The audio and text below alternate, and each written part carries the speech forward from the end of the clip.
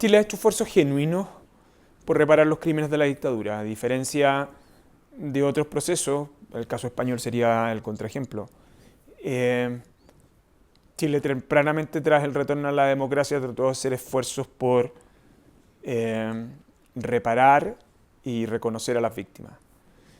El proceso chileno se ha basado fundamentalmente en dos grandes cosas. Una, comisiones de verdad acotadas en el tiempo, acotadas por su duración y acotadas por su reconocimiento. Y una ley de reparación para las víctimas reconocidas en esos informes.